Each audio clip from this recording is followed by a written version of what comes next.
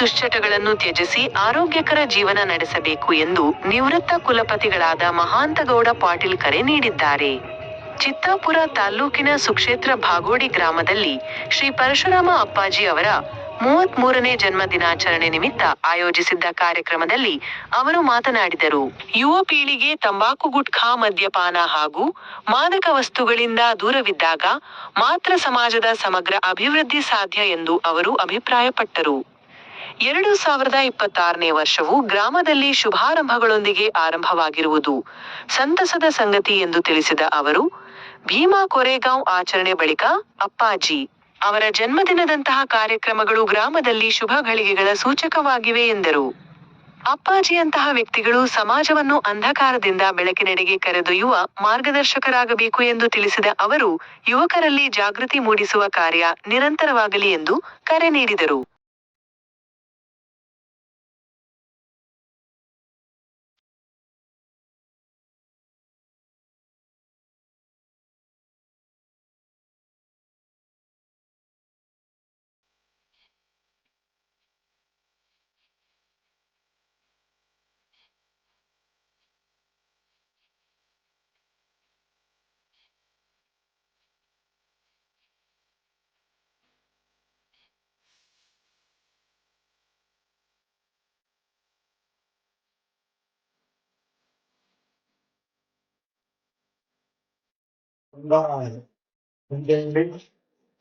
ಒಳ್ಳೆಯ ಹುಟ್ಟು ಹಬ್ಬದ ಆರ್ಥಿಕ ಶುಭಾಶಯಗಳನ್ನು ಹೇಳುತ್ತಾ, ಮೇಲಾಗಿ ಮಾಗಡಿ ಗ್ರಾಮದವರಿಗೆ ಮತ್ತು ಹಿರಿಯರಿಗೆ ಹೊಸ ವರ್ಷದ ಆರ್ಥಿಕ ಶುಭಾಶಯಗಳು.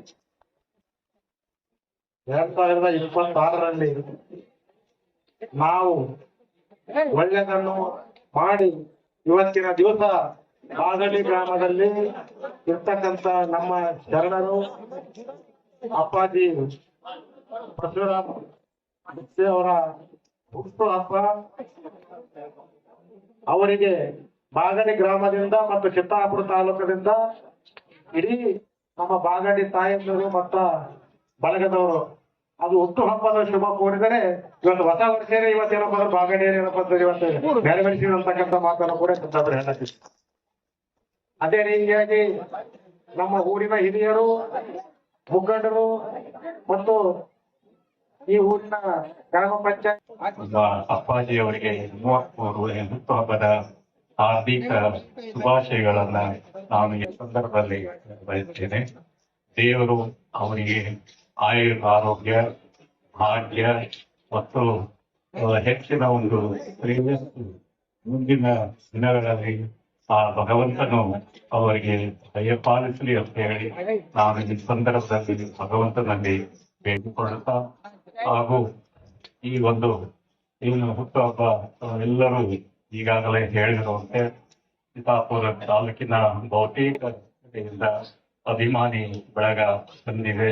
ನಮ್ಮ ರಾಜೇಂದ್ರಪ್ಪ ಅಣ್ಕಲ್ ಅವರು ಹೇಳಿರುತ್ತೆ, ಅವರ ಒಂದು ಏನು ಕೀರ್ತಿ ಇವತ್ತು ಏನಿದೆ ಅನ್ನೋದನ್ನ ಇವತ್ತು ನಮ್ಮೆಲ್ಲರಿಗೂ ಕೂಡ ಗೊತ್ತಾಗಿದೆ.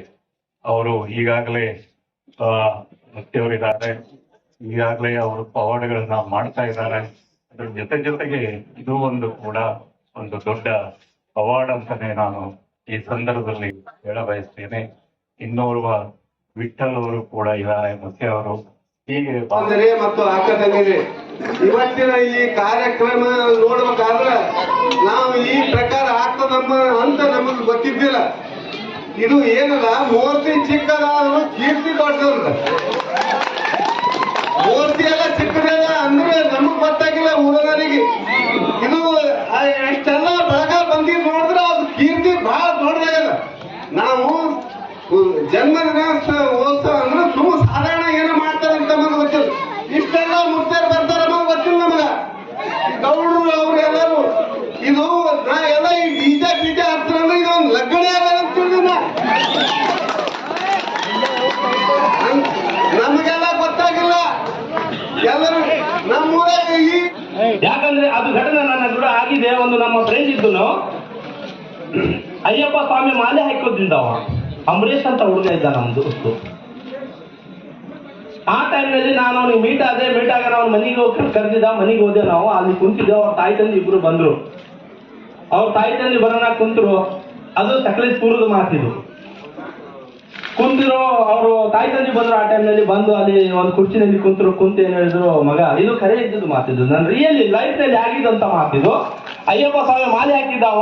ನನಗೆ ಕೇರಳ ಹೋಗೋದಿತ್ತು ಅವತ್ತು, ಕುಂಭಕೋಣಂಗೆ ಹೋಗೋದಿತ್ತು. ಅಲ್ಲಿ ನನಗೆ ಇದಕ್ಕೆ ಮುದಗ ಚೆಕ್ ಪೋಸ್ಟ್ ಹೋಗೋದಿತ್ತು ನನಗೆ ಅಲ್ಲಿಗೆ. ಆ ಟೈಮ್ನಲ್ಲಿ ಅವನು ಏನಂದ, ನನಗೆ ಡ್ರಾಪ್ ಕೊಡಬೇಕು, ನಾನು ಅಲ್ಲಿಗೆ ಬರ್ತಾ ಇದ್ದೀನಿ ಅಂತ ಹೇಳಿದ್ರೆ, ಅಯ್ಯಪ್ಪ ಸ್ವಾಮಿ ಅಲ್ಲಿಂದ ಸಮೀಪ ಆಗುತ್ತೆ, ನೀವು ಮುದಗ ಚೆಕ್ ಪೋಸ್ಟ್ ಇಳ್ಕೋರಿ, ನಿಮ್ ಕಾರನ್ನು ಕೊಟ್ಟು ಬಿಡಿ, ನಾನು ಹೋಗಿ ಬರ್ತೀನಿ ದರ್ಶನ ಮಾಡ್ಕೊಂಡು ಅಂದ. ಆಯ್ತಪ್ಪ, ನಾನು ನಿನ್ನ ಮನೆಗೆ ಬರ್ತೀನಿ ಅಂತ ಅವನ ಮನೆಗೆ ಹೋದೆ. ದೋಸ್ತನ ಹತ್ರ ಹೋಗಿದ ಮೇಲೆ ಅವ್ರ ತಾಯಿ ತಂದೆ ಕುಂತಿದ್ರು. ಅವ್ರು ಬರೋಣ, ನಾನು ಅವ್ರಿಗೆ ನಮಸ್ಕಾರ ಸಮಾನ ಏನ್ ಮಾಡೋದು ಮಾಡಿದ್ದೆ. ಆದ್ರೆ ಅವ್ರು ಏನಂದ್ರು, ಮಗ ಈ ವರ್ಷ ನಮ್ಮ ಬೆಳೆಯನ್ನು ಬೆಳೆದಿಲ್ಲ, ಯಾಕಂದ್ರೆ ಸ್ವಲ್ಪ ದುಡ್ಡು ಬೇಕಾಗಿದ್ದು ಅಂತ ಹೇಳಿದ್ರು. ತಾಯಿ ತಂದೆ ಮಗನ ಹತ್ರ ಕೇಳ್ತಾ ಇದ್ದಾರೆ. ಆ ಮಗ ಏನ್ ಅನ್ಬೇಕು, ಅಮ್ಮ ನಾವು ಇಬ್ಬರು ಇದ್ದೀವಿ, ದೊಡ್ಡ ಅಣ್ಣನ ಹತ್ರ ನೀ ಕೇಳಲ್ಲ, ನನ್ನ ಹತ್ರನೇ ಕೇಳ್ತಿಯಲ್ಲ ದುಡ್ಡು, ದೊಡ್ಡ ಅಣ್ಣನ ಹತ್ರನು ಕೇಳಲ್ಲ ಒಂದ್ಸಲ ಹೋಗಿ. ತಾಯಿ ತಂದೆಯನ್ನು ಹೇಳ್ತಾ ಇದ್ದಾನೆ, ಇದು ಮಗ ನನ್ನ ದೋಸ್ತು ಹೇಳ್ತಾ ಇದ್ದಾನೆ ಏನಂದ್ರೆ, ಅಲ್ಲಿ ದೊಡ್ಡ ಅಣ್ಣಗೆ ಕೇಳು ಹೋಗಿ, ನನಗೇನು ಕೇಳ್ತಾ ಇದೀಯ, ನನಗೆ ಹಮೇಶ ನಾನೇ ಕೊಡ್ಬೇಕಾ ನಿನಗೆ ದುಡ್ಡು ಅಂತ ಹೇಳಿದ್ಮೇಲೆ ಆ ತಾಯಿ ತಂದೆ ಮತ್ತು ರಿಪೀಟ್ ಮಾತಾಡಿದ್ರು. ಅವರು ಅಷ್ಟಕ್ಕೆ ಸೈಲೆಂಟ್ ಆಗಿ ಅವ್ರು ಏನು ಟಿಫಿನ್ ಕೊಟ್ಟರು, ನಾಷ್ಟ ಕೊಟ್ಟರು, ಅದು ನಾಷ್ಟ ಮಾಡ್ಕೊಂಡು ಹೊರಟೋದ್ರು ಅವರು ದೊಡ್ಡ ಮಗನ ಹತ್ರ. ಆ ಟೈಮ್ನಲ್ಲಿ ಆ ದೋಸ್ತಿಗೆ ನಾವು ಒಂದೇ ಮಾತಂದೆ, ಏನೋ ನೀ ಎಲ್ಲಿಗೆ ಹೊಂಟಿದ್ದೀಯ ಅಂತ ಕೇಳಿದೆ ನಾನು. ನಾನು ಅಯ್ಯಪ್ಪ ಸ್ವಾಮಿಗೆ ಹೊಂಟಿದ್ದೀನಿ, ಶಬರಿಮಲೆಗೆ ಹೊಂಟಿದ್ದೀನಿ, ನಾನು ಅಲ್ಲಿ ದರ್ಶನ ಇದೆ ನಂದು ಅಂತ ಹೇಳ್ದ. ಆಯ್ತು, ನಿನ್ ದರ್ಶನ ಆಯ್ತಪ್ಪ, ಕಲಾಸ ಆಯ್ತು, ಇಲ್ಲಿಗೆ ಯಾಕೆ ಬರ್ತೀನಿ ನೀನು ಅಂತ ಹೇಳಿದೆ. ಇಲ್ಲೆಲ್ಲ ನಾವು ಹೋಗೇಬೇಕಂದೆ. ಕುಂಭಕೋಣಂಲಿಂದ ಅದು ನಾನು ಏನು ಹೋಗಿದ್ದೀನಿ, ಮುದಂಗ ಚೆಕ್ ಪೋಸ್ಟ್ ನಿಂದ 40 ಕಿಲೋಮೀಟರ್ ಇದೆ ಶಬರಿಮಲೆ. 40 ಕಿಲೋಮೀಟರ್, ಹೆಚ್ಚು ಇಲ್ಲ, 40 ಕಿಲೋಮೀಟರ್ ನಮ್ ಕಾರ್ ಅಲ್ಲಿಂದ ಓಡಿದೆ. ಅಲ್ಲಿಂದ ನಾವು ಬೆಂಗಳೂರಿಂದ ಮೈಸೂರಿಂದ ಬಂಡೀಪುರದಿಂದ ಎಲ್ಲ ದಾಟ್ಕೊಂಡು ನಾವು ಹೋಗಿದ ಮೇಲೆ ನನ್ನ ಗಾಡಿಗೆ ಏನೂ ಆಗಿಲ್ಲ, ನನ್ನ ಬಂಡಿಗೆ ಏನೂ ಆಗಿಲ್ಲ, ಸೇಫ್ ಆಗಿ ಹೋಗಿ. ನಾನು ಎಲ್ಲಿ ಹೋಗ್ಬೇಕು ಅಲ್ಲಿ ಹೋದೆ. ನಾನು ಹೋಗಿ ಅವನಿಗೆ ಗಾಡಿ ಕೊಟ್ಟೆ. ಗಾಡಿ ಅವನೇ ಡ್ರಾಪ್ ಮಾಡ್ಕೊಂಡು ಹೋದ. ಆದ್ರೆ 3 ಕಿಲೋಮೀಟರ್ ಹೋಗೋಣ ಪಂಚರ್ ಆಯ್ತು ಗಾಡಿ. 3 ಕಿಲೋಮೀಟರ್ ಹೋಗೋಣ ಪಂಚರ್ ಆಯ್ತು. ಪಂಚರ್ ಆಗಿದ್ಮೇಲೆ ಏನಾಗ್ಯದ ಪಂಚರ್ ಮಾಡ್ಕೊತಾನ, ನನಗೆ ಟೈಮ್ ವೇಸ್ಟ್ ಆಯ್ತು ಅಲ್ಲಿ 1-2 ಗಂಟೆ. ಅಲ್ಲಿ ಆದ್ಮೇಲೆ ಇನ್ನೂ ಒಂದು 10-12 ಕಿಲೋಮೀಟರ್ ಹೋಗೋಣ ಮತ್ತೊಂದು ಟೈರ್ ಪಂಚರ್ ಆಯ್ತು. ನೋಡಿ, ಇದೇ ತರ 2 ಟೈರ್ ಪಂಚರ್ ಆಗೋದು. ಅವನಿಗೆ ಹೋಗತ್ತಾನ ಆ ಅಯ್ಯಪ್ಪ ಸ್ವಾಮಿದು ಆ ಮುಚ್ಚೋಯ್ತು. ದರ್ಶನ ಎಲ್ಲಿ ಇತ್ತು ರೀ ಅವ್ರದ್ದು? ದರ್ಶನ ಎಲ್ಲಿತ್ತು? ಅಯ್ಯಪ್ಪ ಸ್ವಾಮಿ ಮನೆಗೆ ಬಂದಿದ್ರು. ಯಾರಿದ್ರು ಅಯ್ಯಪ್ಪ ಸ್ವಾಮಿ? ನಮ್ಮ ತಾಯಿ ತಂದೆ ಇದ್ರು. ನಮ್ಮ ತಾಯಿ ತಂದಿಗೆ ನಾವು ಬಿಟ್ಟೆವು. ನಾವು ಹೋಗಿ ಬೈಬಸ್ವಾಮಿ ಮುಂದೆ ನಿಂದಿರ್ತೀವಿ. ಅಲ್ಲಿ ಎಲ್ಲಾರ್ರಿ? ಅಲ್ಲಿ ಎಲ್ಲಾರ ದೇವರು? ದೇವರ ಮನೆಯಲ್ಲಿ ಇದೆ. ಇದು ಬಸವಣ್ಣವರು ಅಂದಿದ್ದಾರೆ, ಕಲ್ಲು ದೇವರು ದೇವರಲ್ಲ, ಮಣ್ಣು ದೇವರು ದೇವರಲ್ಲ, ಕಲ್ಲು ದೇವರು ದೇವರಲ್ಲ, ಮಣ್ಣು ದೇವರು ದೇವರಲ್ಲ, ಮರ ಅಂತ ಹೇಳ್ತೀವಿ ಅದು ದೇವರಲ್ಲ, ಮರ ಅಂತ ಹೇಳ್ತೀವಿ ಅದು ದೇವರಲ್ಲ, ನೀರಿಗೆ ನಾವು ಬಯಸ್ತೀವಿ ಅದು ದೇವರಲ್ಲ, ಸ್ವಚ್ಛ ಮಾಡಕ್ಕೆ ನೀರನ್ನು ದೇವರು ಕೊಟ್ಟಿದ್ದಾರೆ, ಮನೆಯಲ್ಲಿ ನಮ್ಮ ಮನಸ್ಸಿನಲ್ಲಿ ದೇವರು ಕೊಟ್ಟಿದ್ದಾನೆ, ಅದು ನಮ್ಮ ತಾಯಿ ನೋಡಿದ್ದಾರೆ, ಅದು ನಮ್ಮ ತಾಯಿ ತಂದಿಗೆ ನಾವು ಬಯಸಬೇಕು. ಇವತ್ತು ನಾನು ಬಾಗೋಡಿ ಊರಿನಲ್ಲಿ ಬಂದಿದ್ದೇನೆ. ನಮ್ಮ ಶ್ರೀ ಪೂಜ್ಯ ಪರಶುರಾಮ ಅವರ ಜನ್ಮ ಮಹೋತ್ಸವಕ್ಕೆ ನಾವು ಬಂದಿದ್ದೀವಿ. ನಾವು ಪ್ರತಿ ವರ್ಷ ಇದೇ ತರ ನಮ್ಮ ಪರಶುರಾಮ ಅವ್ರದ್ದು ಜನ್ಮ ಉತ್ಸವ ಆಚರಿಸಬೇಕು ಅಂತ ವಿನಂತಿಸಿಕೊಳ್ಳುತ್ತೇನೆ. 2 ಮಾತನ್ನು ನಾನು ಕ್ಷಣ ಕ್ಷಣದ ಸುದ್ದಿಗಳಿಗಾಗಿ ವಾಯ್ಸ್ ಆಫ್ ಚಿತ್ತಾಪುರ ಸುದ್ದಿ ವಾಹಿನಿಯನ್ನು ಸಬ್ಸ್ಕ್ರೈಬ್, ಲೈಕ್ ಮತ್ತು ಫಾಲೋ ಮಾಡಿ. ಹೊಸ ಸುದ್ದಿಗಳ ನೋಟಿಫಿಕೇಶನ್ಗಾಗಿ ಬೆಲ್ ಬಟನ್ ಕ್ಲಿಕ್ ಮಾಡಲು ಮರೆಯದಿರಿ.